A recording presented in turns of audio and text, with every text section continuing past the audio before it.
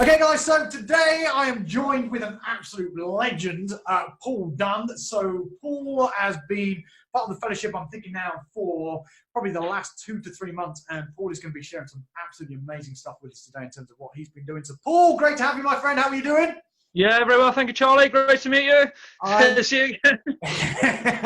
The sun is shining like it is today up here in Lichfield, is that right?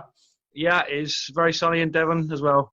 Man, it's what I like to hear, Paul. So, Paul, just for the guys that are watching or listening to this, do you want to give like a quick intro? Let them know what you do as far as the business goes and all of that stuff. Super quick talk through who you are and what you do would be brilliant, my friend. Yeah, I say I'm Paul. I'm an electrician in North Devon area. We mainly work in the domestic field. So really just trying to expand and gather more customers, really. Paul, and you've not just yourself in the business. So what have you got? How many other guys have you got working for you? I've got 2 other guys, Callum and Nick. Nick's our apprentice, and yeah, they work really well. That's cool. And how many vans? So how many vans have you got running on the road there, Paul? We've got 3 altogether, but one's out of action at the moment, so I should have a new engine very soon. That is the real plight of running a business right there. The engine the real world, mate. The real world. So talk us through, Paul. Like your journey from let's say when did you decide to set the business up? Like how long have you been going, and what's been like in terms of like your journey, like your whole fucking running your own business type journey. Like what's been a big pain in the ass? What's that sort of look like? To talk us through.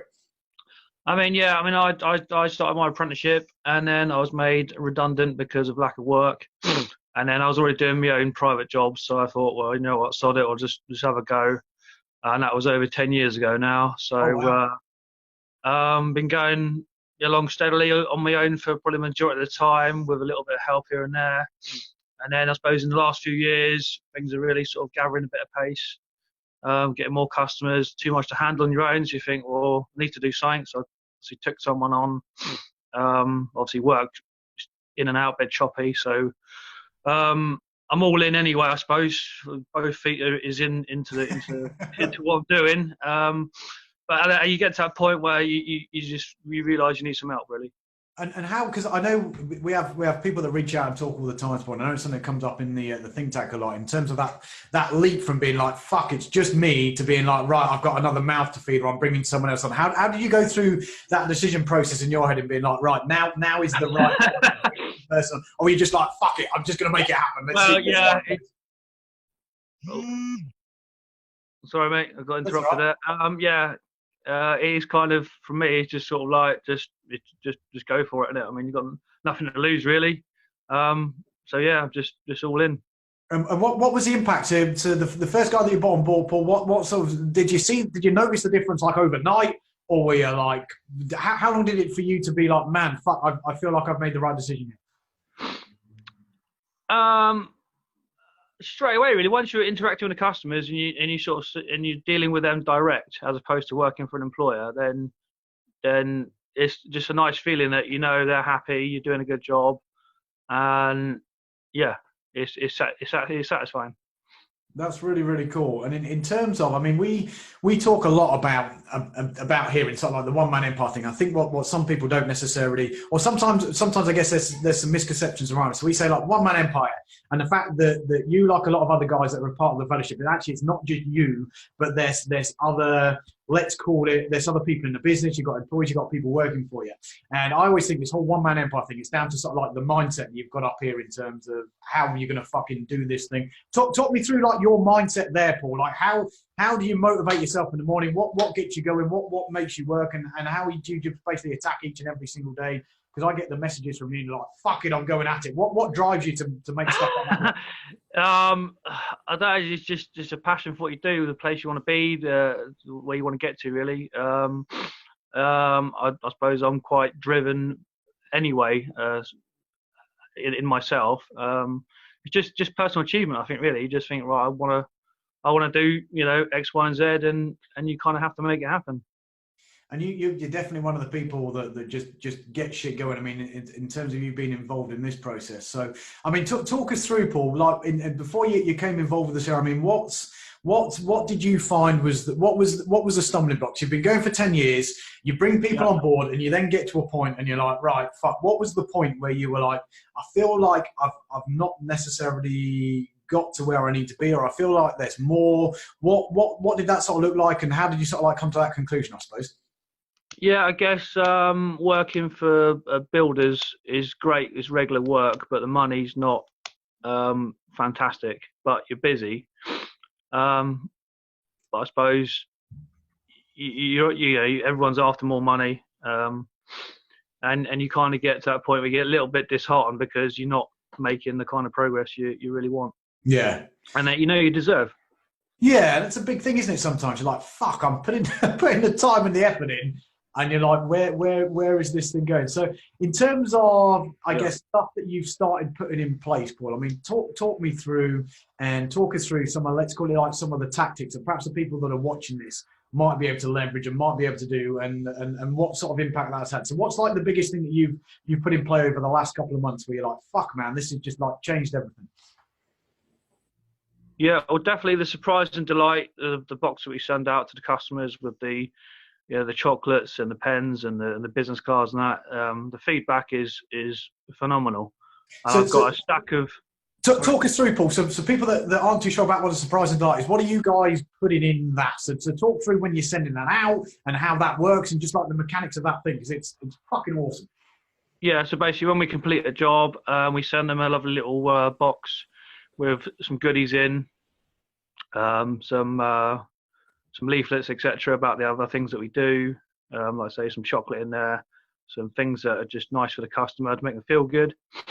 And the feedback that we get on our satisfaction cards is phenomenal. And I've got a good sort of stack of cards now from loads of different customers saying lots of wonderful things about what we do. So, and didn't you have some woman in tears or something as well, Paul? Is that right?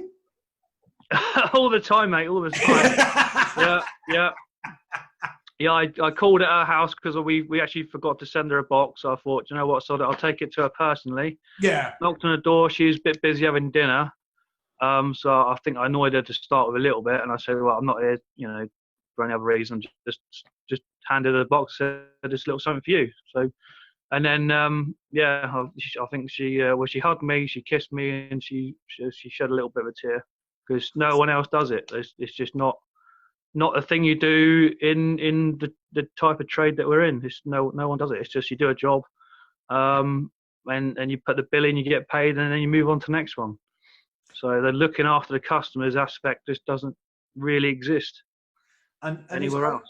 It's crazy, isn't it? Because again, it's like that forgotten art of saying thank you sometimes. And in terms of like being like, well, how can we make sure that we are different to all the other people, all the other electricians, all the other people that are out there? Sometimes just saying thank you, it goes a huge way. That's right. Yeah. And as you said, like people forget about the customer and are far too quick to move on to the next one. Now, what I want to jump into as well here, Paul, because you've done some really cool stuff in terms of being like, actually, I've got one customer. And where most people are going, actually, I want to just make sure that I can get more and more customers. You're actually turning that one customer into like 3 or 4 customers by like a process that you've put in place there, which is just fucking awesome. So talk us through, Paul, like how simple this thing is and how effective that it is that what you've been doing. Just walk through it step by step. Yeah, well, basically, when we're working at our customer's house, myself or the guys will hand out the postcards into the rest of the street, which is basically a card which has got my picture on it, tells the customers what we do, that we've been working in their street at, sort of Mrs. Bloggs. She's upgraded her home electrics. And that really starts driving other people in the street to pick the phone up. Fucking free money, basically. Is that right? It is, yeah. It's really working well, yeah. Yeah, it's brilliant. That's really, really cool. Really, really cool. And how I guess, so what I'm trying to think here, Paul, is like in terms of the biggest change that you've seen over sort of like the last 6 months. I mean, talk me through what you think is the biggest impact that the stuff that you've put in place has started to have, and all that sort of stuff. And just so I guess that people can see, if you start making these small baby steps, because like you said, putting a postcard together and putting that through someone's door, it's not like it's It's not like it's trying to learn like Facebook advertising or something like that. It's super, super fast. Yeah. Talk through what sort of impact that's had from a personal perspective, from a business perspective, and all that sort of stuff as well. Well, I think joining the one man empire is really put the line in what we was doing before and what we're doing now. It's completely changed everything. And what do you mean by change everything there, Paul? What sort of impact has it had, or what's the difference been, or we are following up on every quote. We are chasing down every possible lead on jobs, looking after the customers after the job's complete. Every aspect of the business is being nailed. So whereas before, there's just so many, things would just slide, would just get slip through the net. I mean, it might be a quote that you've forgotten to follow up on. yeah. So it's a system where everything is taken care of. Nothing is left to chance, basically. So, yeah, it's fantastic. It's funny that, isn't it, in terms of sometimes like you can spend all this time in terms of being like, I want to get new business through the door, and that takes a load of fucking time and energy, and then doing quotes takes like a load of time and energy, to use your quote example, and then you sit there and you're like, fuck, I've done 30 quotes, and then you do nothing else about them, and you're like, well, what was the point of spending all the time doing the marketing and all the time doing the quotes if you aren't going to follow them up? So talk us through, Paul, that follow up now. So what are you doing to make sure that people aren't slipping through the cracks and you're converting those the best as possible? How does that sort of look like at your end? Yeah, well, basically, we send out a quote by email predominantly or post, and if we don't get a reply within a few days, our email program will basically send them an automated email to say, did you get the quote okay? Hope everything's okay. We haven't heard from you. That type of thing, and it basically follows it up for you, so that you don't have to worry about it. It's been taken care of, and if they do reply, then the program lets you know it stops sending out the other emails that it would have. So yeah, it's brilliant, and it has been working, and it just gives you that edge. That I've had one customer who said, well, we got your quote okay. We're looking for other prices. And then obviously it gives you a chance to respond and say, hope you get a like-for-like quote, and sort of ensure that you do compare the quotes properly, and you can still follow it up anyway. Yeah. So even if they go for someone else, there's still that chance that other electrician won't follow his end up, and it might come back your way because you did follow it up, and that's the key difference, I think. And in terms of, I guess this is a big thing, isn't it? When you start putting these things in play, I mean, especially when you automate shit, which is fucking brilliant, is that you can actually be focused on doing what you need to focus on, making money. But in terms of like your competitors, I mean, how many of your competitors do you think in, like, let's call it like whether it's an electrician or whether it's a building trade, how many people do you think have got that sort of system in place, or are just doing it like you were doing? Like, what do you think the differentiator then now becomes? In my area, I would almost certainly say no one, nobody. Maybe the bigger companies, but I very much doubt that, to be honest with you. Yeah, I think they more rely on office staff to follow things up. So yeah, I honestly don't think anyone else does it. Which is, I love the system. Well, I love systemizing anything, because the system doesn't get sick. It doesn't need holiday pay. It just works, which is really cool, isn't it? I guess what's kind of interesting there, Paul, when you say actually there's probably no one doing it perhaps apart from like some of the big guys. And I think it's really, really cool, because we have people here that reach out, or I've spoken to people in the past and like, yeah, you know what, but we've got like really, really big competitors in the market and we're only small. And despite it being you with like two other guys, that you're almost like you're out marketing and you're out communicating than like the bigger fish in the marketplace, which is crazy, isn't it? Yeah, it really is. Yeah. Fucking awesome, man. Absolutely love it. And in terms of, you mentioned there, Paul, like since you've been part of the one man empire thing, you've been able to get stuff done. Now, from your perspective in like running a business over like the last 10 years, I tend to find one of the big things is sometimes it's not necessarily just putting stuff in place, but sometimes it can be the fact that you've got other people around you that are, let's say, going to hold you to a higher standard, that the fact that you've said that you're going to do something, that you get shit done. I mean, how has that sort of thing impacted you with actually taking action and having that sort of support network there? What sort of impact has that had, if any? Yeah, to be honest with you, that really does help keep me going, because even now I get highs and lows. But the fact that you're on the end of the phone, Charlie, I can ask you a question at any time. just gives you that little lift. And again, you think, it's just keep going. Next one, the meeting, once a month, the think tank is a real boost. So yeah, like I say, even now you get highs and lows, but yeah, it really just gives you that. Just keep going, keep doing what you're doing, but you got to believe in what you do, and that really does help. Yeah, that belief is a big one, isn't it? In terms of being like, I can do this, I can make this happen. And is there anything that you do, Paul, to sort of like reinforce that belief on like a daily basis, weekly basis, or how do you get that balance, I guess, at home when you've got everything else that's going on and trying to juggle everything else and still keep that drive and momentum? What do you sort of do on a regular basis to make that happen? I suppose I don't know. You are one of the most motivated people that I've seen, Paul. And I was like, I wonder if that's like a secret trick that he does to get all this shit done. I mean, obviously watching your YouTube videos is a real motivational boost. The plan that you give me, maybe once a week, I'll just go back through and just make sure, right, okay, although I know I've done most of the bits on there, just make sure I've completed everything. That just to go sort of back to where he was and go, right, where was we before, and what we doing? Just run it through your mind. That's what I think I do, and go, right, how was it before? What are we doing? Where are we trying to get to? Just keep your sort of nose on track, really. It's easy as you go along, you're thinking, right, everything's going well, and a few bits and pieces slide. Like you might miss a road out where you would have done your postcards, because you're busy, one thing and another. And I'll just go back from my diary and go, right, did I follow up this customer and this one and this one? I'll tick them off in my diary. It's the belief in what you do, really, and it's the satisfaction that you can give to the customers. And the opportunity is always out there. Yeah. And that's the thing. You get into that sort of frame of mind and think, quotes aren't coming in and you're not winning jobs, but the jobs are out there. You just got to go and get out and get them, basically.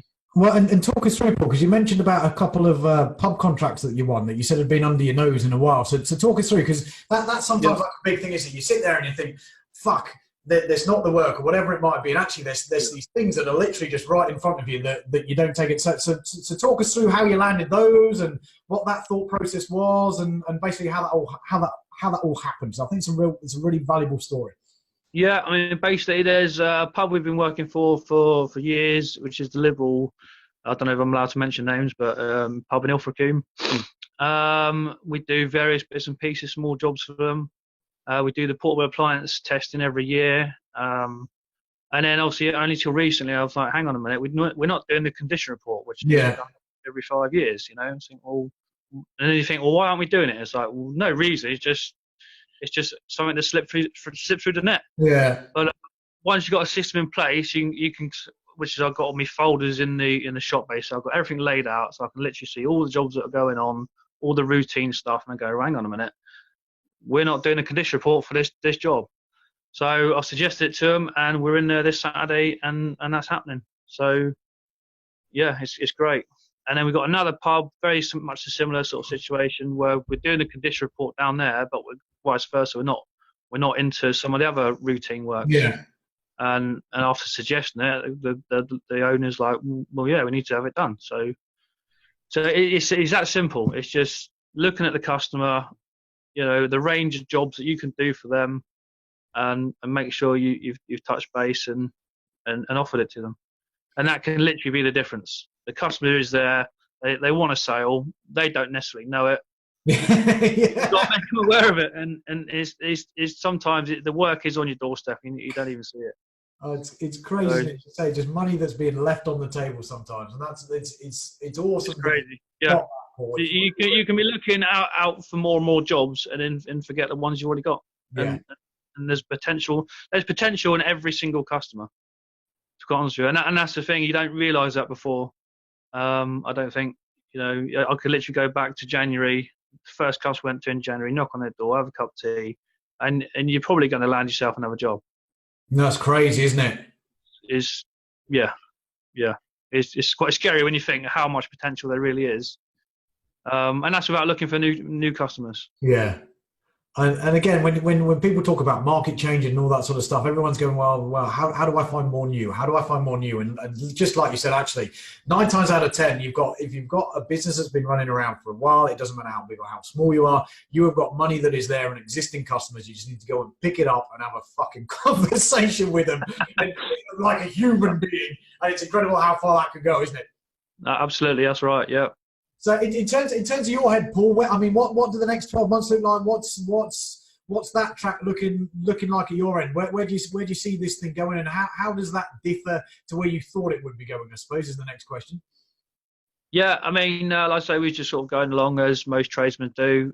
Very average, you know. You think you're trying, but you're not really pushing, to be honest with you. You do a good job, but you know, you're not really pushing yourself in there for other jobs. So now we are literally driving every single place we go to.